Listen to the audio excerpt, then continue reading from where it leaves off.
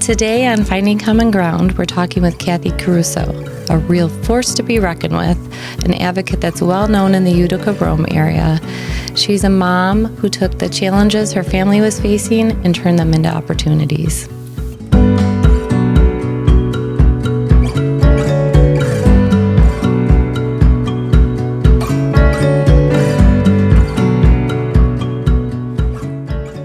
Welcome back to Finding Common Ground with Heather and Steve. Today we are going to be talking with Kathy Caruso. She's been working with Steve on a number of different projects out in Utica. So why don't you let the audience know a little bit about your friend? Yeah, Kathy's a dynamite. I call her a rock star. She doesn't like to be called that, but she's a rock star for our community, IDD community, and she's got some initiatives that started way back with Better Together, a support group, and I was wondering maybe we could start with that, Kathy. Maybe explain a little bit about that group. Sure. Better Together was started about 5 years ago as a parent support and vision group in our community, where we brought special needs families together to hopefully connect them to services. We moved on to first responder trainings because we found that a better equipped officer or firefighter or EMT to learn the language of our individuals who may not be completely verbal, to equip them with the best possible solutions and ideas was best. And then I started to advocate to local officials here in 2017, but we really pushed forward with a lot of initiatives to advocate to our elected officials to see changes and things made for our population with autism and developmental disabilities here in Utica and the surrounding area. And so the next logical step after having events and one-day things, the next logical thing was to hopefully do something that was there every day for these individuals that are forgotten. Because once our kids age out of school, which is age 21, there's really a big gap. And if they don't fit into the day-hab sector, or they're not able to work a job or go to college, college works type program, they really have not a lot of opportunities. And while we're grateful for self-direction, which enables parents like me to hire staffing, there's still a lot of places that are left broken. Having community with other peers, skill building, opportunities for therapeutic type skill building. So the next logical step was to do a recreation center where individuals that are home, that do have self-direction or don't have self-direction but need something to do, can come. Yeah, Kathy, you're right about that. You know, it's not just the kids that age out at 21. We're not sure what we can do with them, because my son was able to do the college works program, but then sat. And the reason is because, as you know, there's waiting lists for a bunch of these day habs, especially the good ones, for years. And then your child still hasn't, I call them our children, but they're young adults or adults, and they have nowhere to go. So he sat for a bit before he was finally able to, luck of the straw to get into a program that works. But there's many others on waiting lists, and many others that can't get those services. Mm-hmm. And that sense of community is so important. I think that really resonated with me because it can feel really lonely. If you're home because you're not in a program, or you don't have the transportation, or you don't have the staff to go with you, it still feels like COVID, the pandemic, for so many of our families. We're still isolated at home. We did a study at Autism Up where I work, and it was like 79% of the people in the study said they were profoundly lonely. They felt detached from their community. So the idea of building up a community center, a recreation area that people can come together and spend time together and build community, I think is by far one of the most important things. So you got to tell us what's inside this new building. Well, maybe it's not a new building, but we were very fortunate that Mr. Gagne here, our godfather of advocacy, we call him, has opened a door to us through Utica Center for Development. He was the connecting piece. Utica Center for Development needed to or wanted to help the population because of some existing things that had gone on, but whatever. They were looking for someone to initiate, and we were looking for space, and the connection just was made. So now we have the second floor of an existing church building that had classrooms and a beautiful, I don't know if it was their choir room, but Heather, we're going to turn that into a sensory room. And it's going to be amazing. We've already put probably close to $40,000 making it ADA so that people that are coming in on wheels have, doorways opened and bathrooms opened. And we're doing a fundraising gala a week from Friday. We have a lot of community sponsorships. People have bought tickets. The outpouring from the community has been incredible because it is needed. And our elected officials are in agreement. Our mayor is in agreement. So we're thrilled that we've got a great start, and we're going to keep going until we open those doors. That's so cool. To answer your question, with sensory things, different types of lighting and different types of items that can bring some deep pressure that's needed. We want to have some fitness equipment in there. We want to have some arcade games. We want to have musical instruments, opportunities for art classes. I have friends of mine who are therapists that will come and do community therapy because, with the same old adage, if you don't use it, you lose it. And so, again, when these individuals leave school and the therapies all stop, it's not always easy for parents to find places that will take their kids, and then the Medicaid that has to pay for it. And like you said, the transportation and all of those pieces have to come together, where hopefully the rec center will continue to expand and we'll be able to build different sectors of need into it. I love it. I work at the Golisano Autism Center in Rochester, and it's all sensory friendly, very neuro inclusive. There's a lot of things that absorb the sound. We have a foam pit to jump in, the equipment. You should stop by. You really should, and get some ideas. It's amazing, the design there.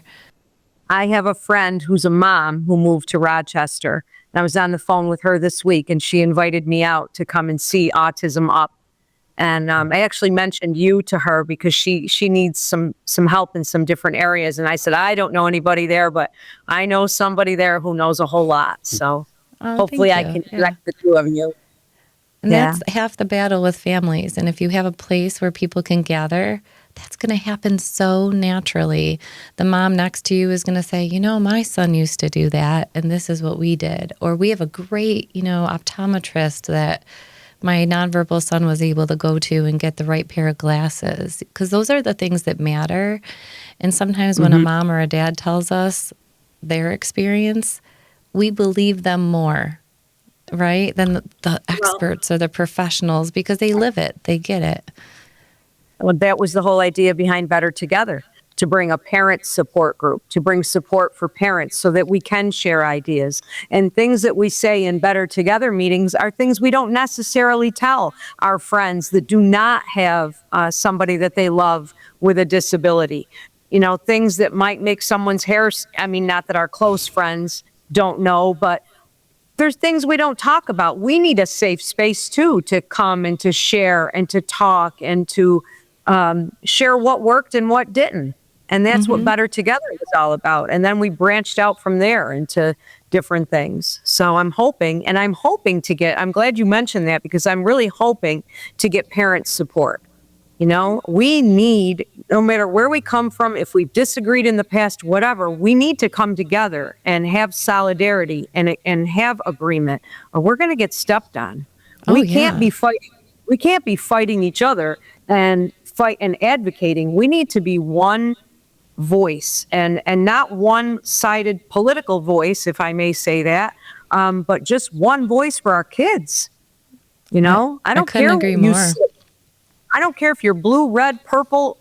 I care less. I care if you want to help our population, and if they're important to you, and you'll do the things that you can see are desperately needed. There's a big difference between a population who can't and a population who won't, and our population can't. So those are the ones that social programs and welfare systems and Medicaid, those are the people that it was really designed to help, right? That's what we paid into all No, these years. that's so true. My husband, I'm pushing 60. My husband's pushing 70. I mean, we need help, We don't live forever, right? And we need to know that No. there's a system in place that is going to pick up where we left off. And my goodness, I want it there when I'm still here so I can make sure it's what I pictured and that it aligns with all the things that my family needs. Why don't you tell us about your loved one that sparked all of this? I have an amazing 30-year-old son with complex autism. His name is Nicholas. He was diagnosed when the number, Heather, was 1 in 87, way back in, 1997, 1998. And we basically had to pioneer everything. There was nothing I looked at, when he got out of, miraculously, there was one wonderful provision when he was 3 years old. It was called the Promise Program, and it was an offshoot, I'm sure you remember, Steve, of United Cerebral Palsy. And he was one of the first kids involved, and they were doing ABA therapies. And, so my child, who was misdiagnosed for about a year and dismissed as spoiled and combative, was quickly put into 15 therapies a week, 5 speech, 5 OT, 5 PT. And I was grateful to have the provision. I know now what an amazing provision it was, just to have everything he needed. And it was literally, I could drive there in 10 minutes.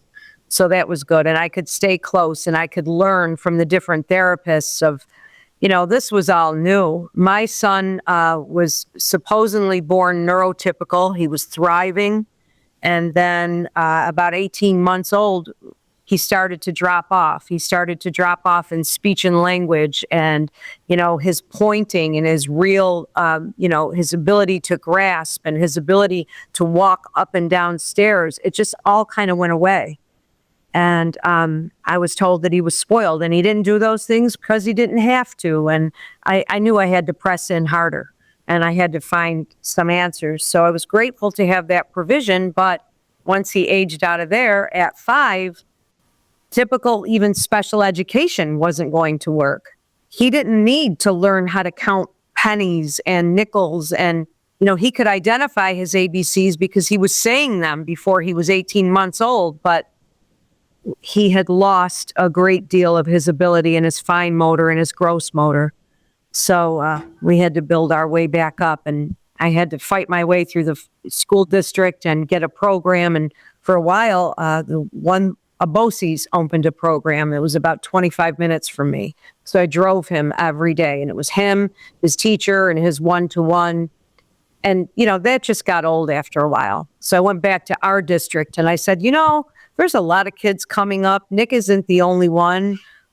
This is a, fairly wealthy district. We pay a lot of taxes here, and I stayed on it. I stayed on it and I stayed on it. And they did open a wonderful program. And my son stayed in school throughout. But unfortunately, he developed some real significant comorbidities in his later teen years. And he really wasn't wanting to be in school anymore. It was melting down a lot. We tried, hit or miss different medications with his medical doctor. We didn't have, a psychiatrist or anybody who really understood. And, we searched high and low. We spent money we didn't have on credit cards, on line of credits to go to Canada, to go to Georgia, to go to Virginia to look for help. And there really wasn't any, but we kept pushing and pulling. And so now fast forward, he's 21. He had been in 7 different schools, because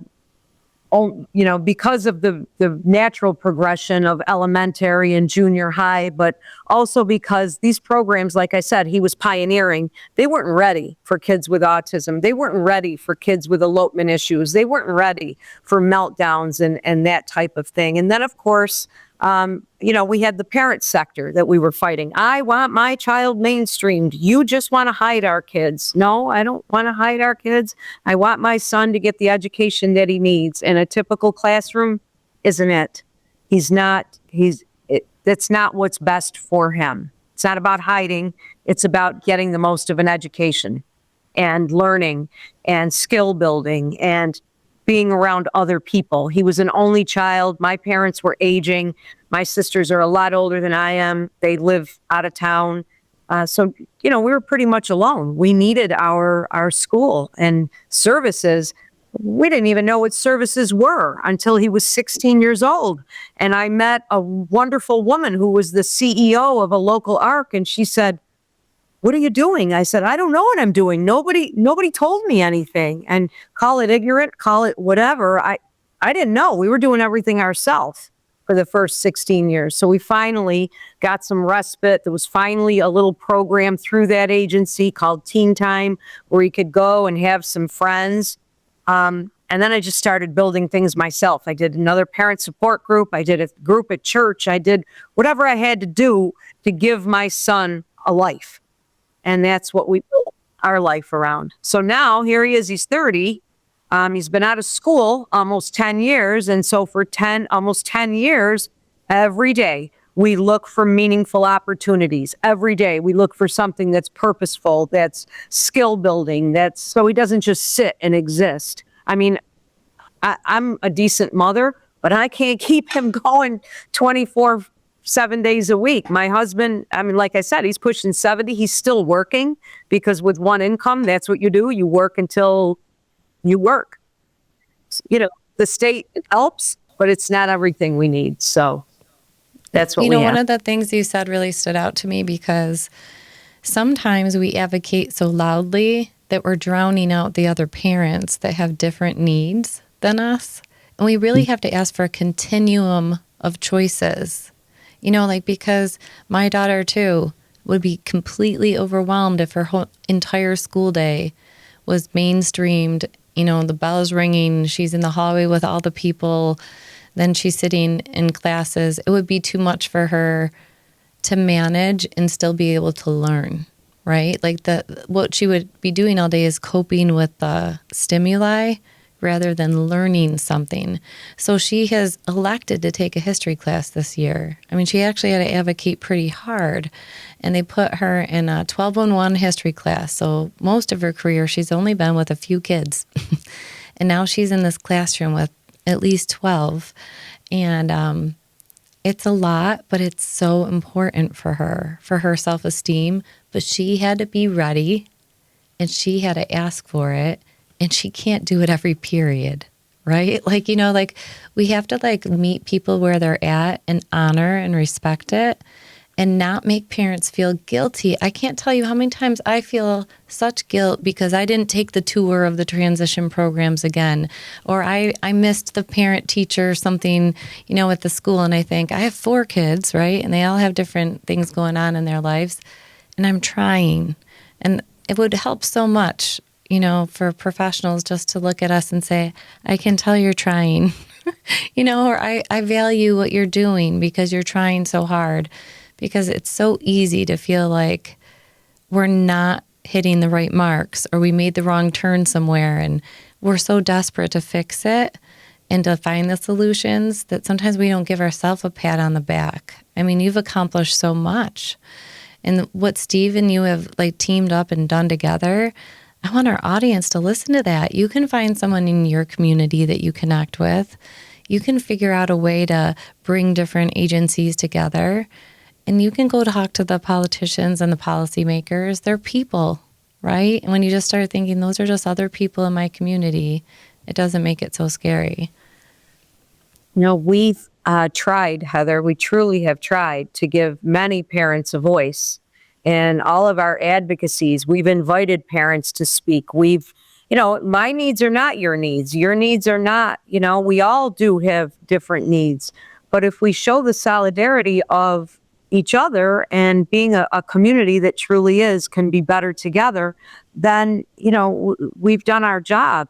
Sometimes I feel like there's a small group of Better Together moms and dads, and they're wonderful. But sometimes I feel like it's just Steve and I over here. And I know there's many others, but I hope they connect with us. I hope that, or we connect with them. We don't have to be chief. I'll be happy being Indian. just lead the way. And, we all need to help one another. We do, and maybe you have a staff that isn't great for your daughter, but she'd be great for my son, or vice versa. Or, we can help each other that way, and hopefully, connect to services. And like you said, waiting lists are long. Agency staffing is a problem. DSP, New York State self-direction, families like mine, staffing is a problem. And right now I'm good and I'm grateful. But things happen. Yeah, people move, they get a new job and then they move on. Yeah, and our kids have to get really used to losing people, right? Like, I feel like even the best people with the best intentions, our life is heavy sometimes, right? And it's a lot. And people will swoop in certain situations and try to help, but they don't have the endurance that we do, because we don't have a choice, right? Like, we literally had to keep paddling or we're going to go underwater, right? So we have to, and our kids are depending on us. But the people on the outside that care about us, like you said, I know exactly what you mean. If my best friend calls and she's telling me about how so-and-so is in college and this one has a boyfriend, and I'm not jealous, but I'm not going to tell her what I just went through because she can't relate to it. It has nothing to do with her life. Like, she just doesn't. And it progresses. Now my friends are talking about their grandchildren. Mm-hmm. And my son is still at a level of, not being an adult, getting married and having children. So it goes on and on. But my Better Together moms, we get it. And, get it. We understand. And it comes to a place of just not accepting.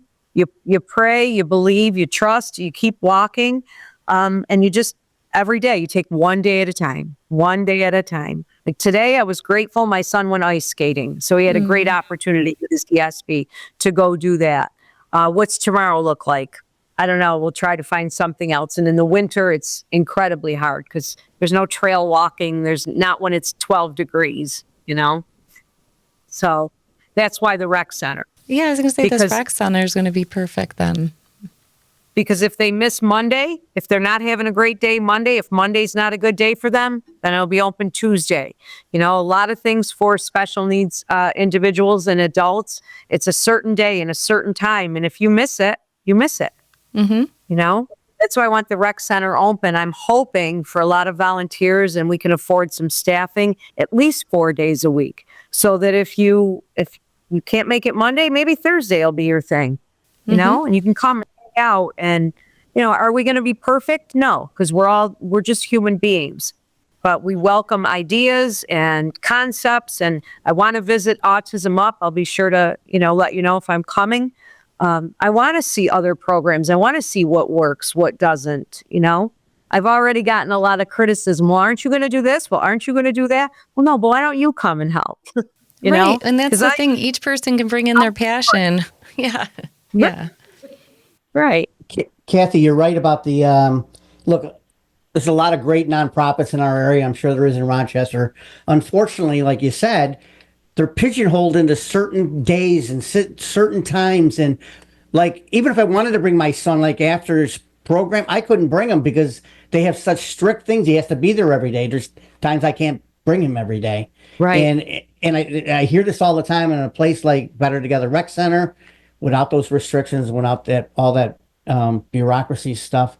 I think it fills a real big niche. And not just that, but it gives them a place that they can go to where it doesn't matter what their behavior is. It doesn't matter how complex needs they have and all of that. And they have a place to go. Mm-hmm. And their staff is there too, right? Like, so they're learning from each other too. Exactly.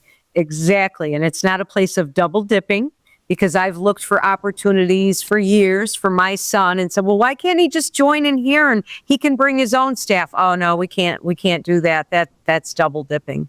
Well, he can't do it any other way. He's not completely verbal. He doesn't, he would not be safe in the community without someone else.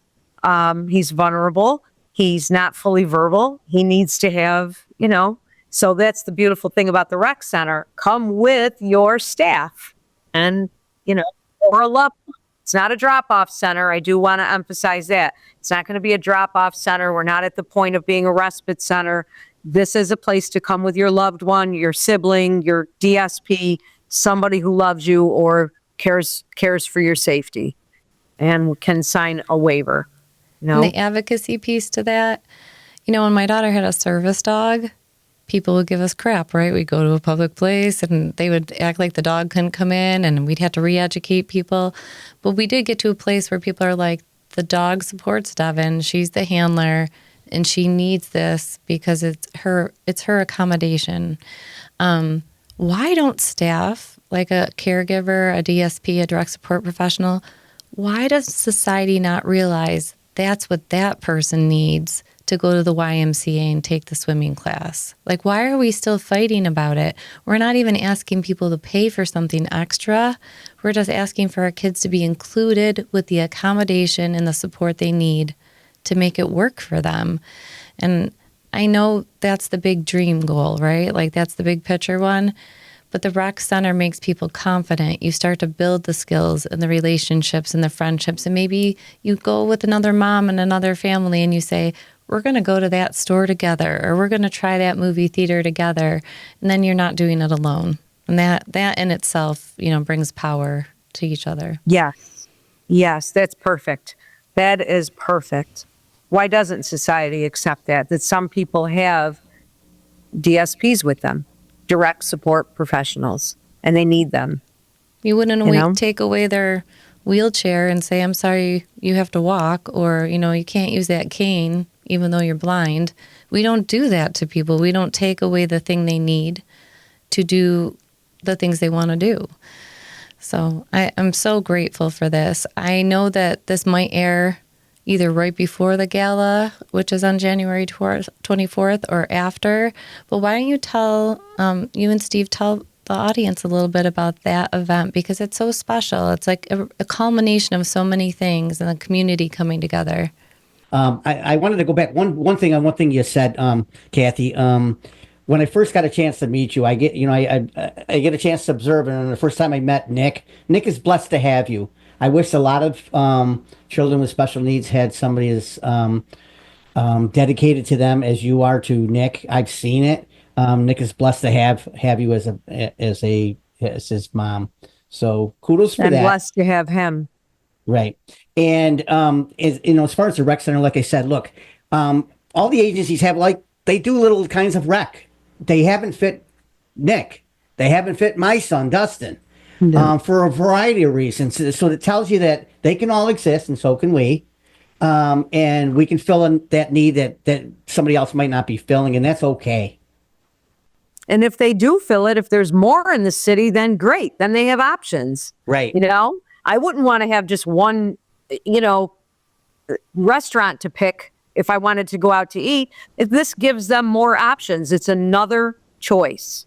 How many times can somebody on self-direction walk the mall or go bowling, or it's one more choice, and it'll be changing. We'll do seasonal parties, and, we'll bring different people in and hopefully have some dance classes or, something, musical instruments playing, different things to make their lives bigger and better. And the gala, I'm excited about that. We have really got a wonderful team between Utica Center for Development, a close personal friend of mine who's been very instrumental in helping all of this along.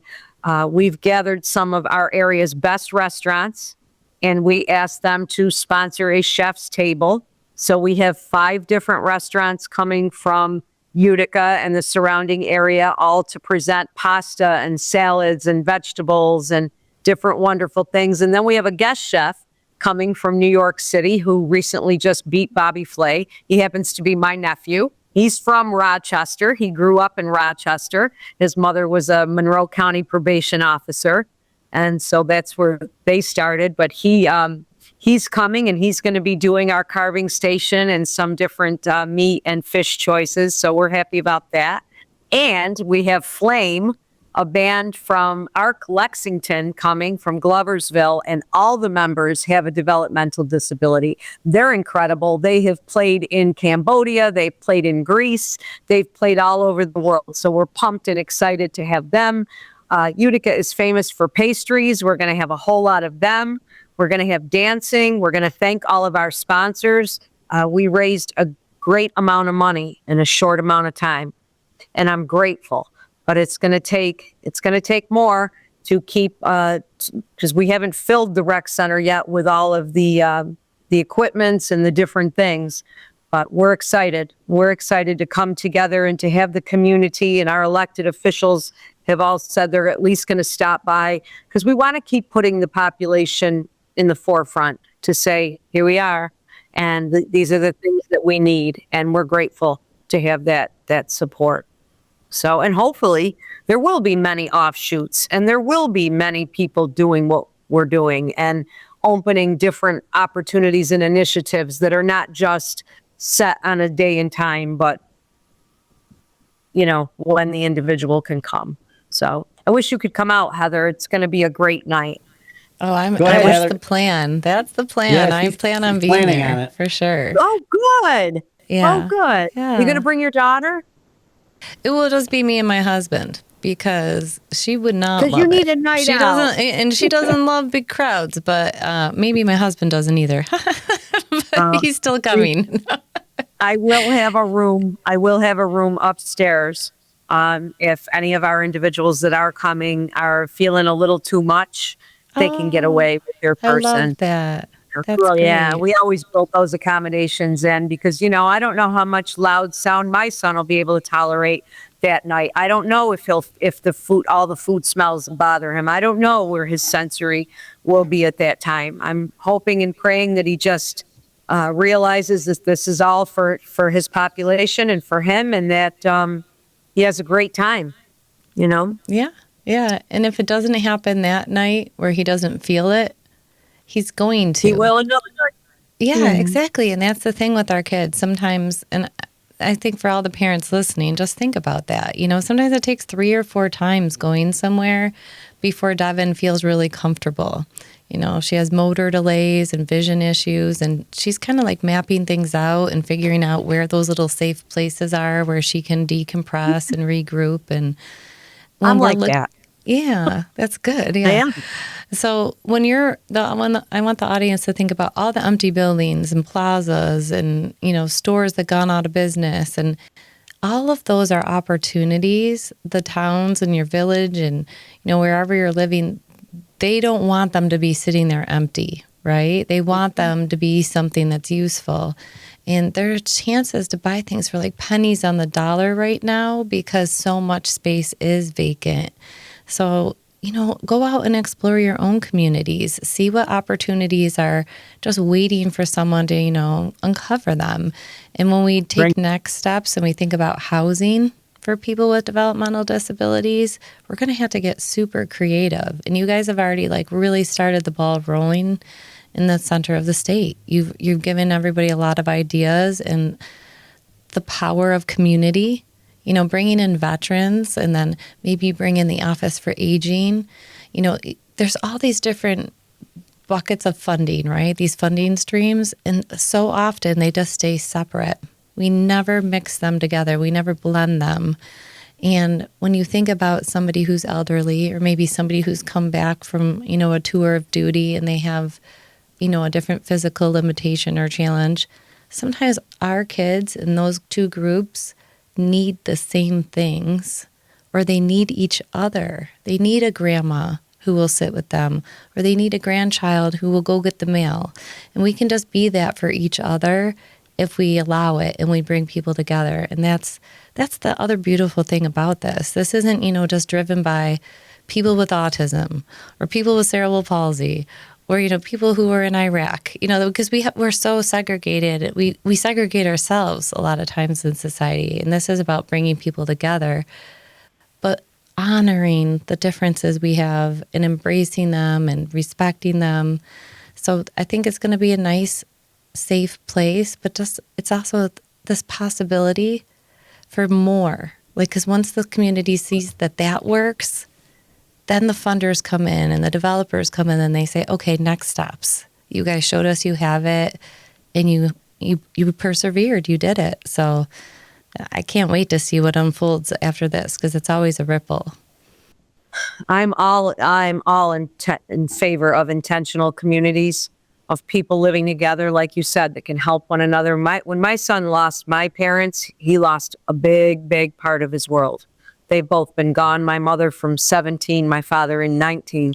And, but if he had an elderly person that, could just be there and with him, he could get their mail. He could do that. That's a great thing. That's a great thing. And yeah, housing down the road. Absolutely. We're not going to stop. This isn't the goal. The rec center isn't the end goal. It's another piece. And hopefully we'll do it, and we'll do it well, and we'll be granted success, and we can move forward from there. But yeah. Kathy, you are making this Better Together Rec Center is making a difference. I got a call yesterday from a parent, and I haven't shared it with Heather yet. She's from New York City. I'm pretty sure she's coming to the gala because she wants to do something similar down in the Westchester area, because the same thing that we deal with here, the lack of rec and the lack of activities for adult children with complex needs, she's going through the same thing with her adult son. And she wants to see firsthand what this is all about. And I think you're going to see that across the state, something like this, be a role model and a model program for different areas across the state, because this need is not just Utica, Rome, it's across the state. We've all had this conversation. The three of us have all talked about this at different times, but there's sometimes a sense of entitlement in the disability community. And I feel like this is something we can close on. And I get it. We deal with a lot, and we have a lot of things that are closed off to us, and it can feel like we're always spinning our wheels. But any child that we have, we would help them, whether they had a disability or not. And sometimes we get into this mindset that we didn't get our benefit, or we were excluded from this, or we should have more funding for that. And it's not even that I don't agree with those statements, but we have to start opening our mind to, it's not just OPWDD, that's the office in New York State for people with developmental disabilities. It's just not their responsibility. It's not New York State's responsibility, their sole responsibility. It has to be a joint effort, and we all have to chip in. So, Kathy, if this is how you chip in, this is a major contribution. Maybe the other mom next door to you, down the street, she doesn't have the same stamina, but maybe she's really good at marketing, and she can help, put out a Facebook page or answer, things on social media. That's also important. Like, we each have our gifts and our passions. Yes. And we have to just be okay with it, right? Like, if you have a kid in hockey, you travel around and you spend a lot of money on equipment and hotels, and that's just what you do. And you don't expect New York State to pay, foot the bill, right? So I think in our culture, the disability community, we have to shift our mindset just a little bit. Mm-hmm. And we all have to know that we all function. We're a body. We can work like a body. My hand doesn't function like my foot. And, and we shouldn't have crab and competition mentality, but to, further each other along. I may not have my family may not have the same needs as your family, but I'm going to push for you too. I want you to get what you need. Absolutely. Absolutely. I want us all to have what we need within, reasonable limits. But if we pool together, we can have a lot more. I can't do a rec center. I can't do a gala. I can't do anything unless the community comes and helps. It's not me. It's all of us. It's all of us. And, Steve had the same idea years ago. He built his own rec center. It's not, I didn't reinvent the wheel here. We all need each other to make this happen. And if we just all give a bit, then it's not so laborious for, one of us. Right. And you think about all those little local businesses. When I was putting a sensory room in the nursing home that I worked at, I was sitting outside with some of the people who lived there, and a bus went by and it was wrapped, the whole thing, and it looked like the jungle, but it was a bus. And I said, oh my gosh, our sensory room, we could wrap the walls and make it look like we were outside. And then we started talking about where should we take the pictures and what do we want the room to look like. And a couple of the people in wheelchairs said, I've never been up to the water's edge because of my wheels. So we had a river that went through the floor. You know, it was carpeting, but it looked like a river. We had Black Creek Park, which is local to us, and these beautiful forest scenes. And people in wheelchairs were saying, like, breaking down, crying, saying, I've never been in the middle of a forest. You know, there's some experiences that we can come together, but the person who wraps the buses, I went inside, you know, and I just said, wouldn't this be such a cool idea to wrap the walls, you know, top to bottom and make it feel like you were in the woods? And he said, I know a guy. And then you talk to that guy. And then he's like, I know this guy who does carpeting that's really good for wheelchairs. And then he brought him in. And then this other vendor came in. And it just snowballs. And when people see somebody else giving and trying to make something better, it inspires them. The local plumber comes in and says, I'm putting, you know, all new plumbing in, you know, or I'm doing the pipes, or I'm doing this. And people are just pitching in what they can. But in the end, that's what we need. We need all of us doing it. So I am so grateful you could be here today and share this amazing achievement. And I know it's just a step, right? It's a step in the right direction, though. And I can't wait to come to the gala. And I can't wait to see you. I know. It's been almost a year, I think, since I've been out that way. So is there anything else, Steve, that you want to touch on? And then we'll No, I'm just glad this is happening. And thank you, Kathy, for all your work you're putting into this. I know you're doing a lot of the legwork, and it's appreciated. Like I said, I'm a fan of the movie Field of Dreams. And if you build it, they will come. Let's hope it happens here with this. Yeah. Because it's needed. Thank you for having me. Thank you both. And thank you for the amazing work that you do. Thank you for creating this podcast and putting your time, talent, and treasure into it so that other parents can hear and know that they're not alone, that there are people out there that are pushing and you know, doing things, because the world of disabilities can be a scary place. And we need each other. We truly are better together. Really. Perfect. See you on Friday. Yeah. Until next time. Continue the conversation by joining our Facebook group.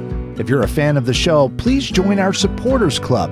Subscribe on YouTube, rate and review on your favorite listening app, but most of all, share it with your friends. Just one more click or comment can make a huge difference and help us to continue finding common ground.